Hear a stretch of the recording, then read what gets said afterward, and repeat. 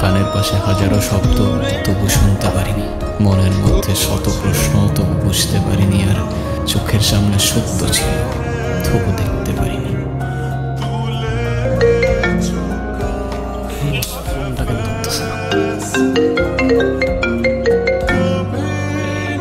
কলটা কিন্তু ধরতেছে না। হ্যালো, কালকে সারা রাত তোমার ফোন ওয়েটিং ছিল, আর আজকে তুমি কল ধরতেছো না। এগুলো মানে কি মাইশা? আরে তোমাকে বললাম না আম্মুর বাসার দিকে আসছি। এখানে তো নেটওয়ার্কের সমস্যা। কোথায় এখন তুমি? বাসায় আর কোথায় থাকবো? তোমার আশেপাশে কেউ আছে? হ্যাঁ, আম্মু আছে। একটু বের হইতে পারো আজকে? আরে না, বললাম তো আম্মু আছে।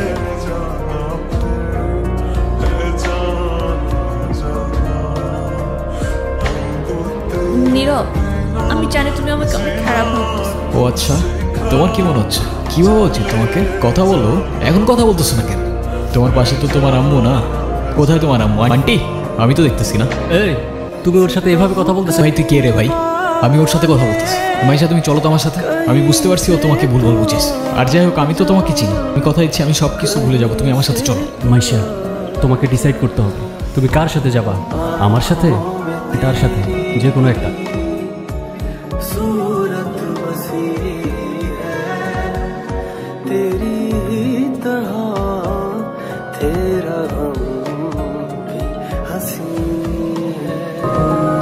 জীবনের কিছু কিছু সময় আমরা এমন একটা মোড়ে এসে আটকে যাই, যেখান থেকে না তো আমরা পিছিয়ে ফিরে তাকাতে পারি, আর না পারি সামনে যেতে। নিজেকে অসহায় লাগে আর কষ্টগুলো অর্থ। বেলা শেষে মনে হয় এ শহরে কি আমার জন্য এতটুকু ভালোবাসা ছিল না? হয়তো ছিল, কিন্তু শুধু আমার জন্য।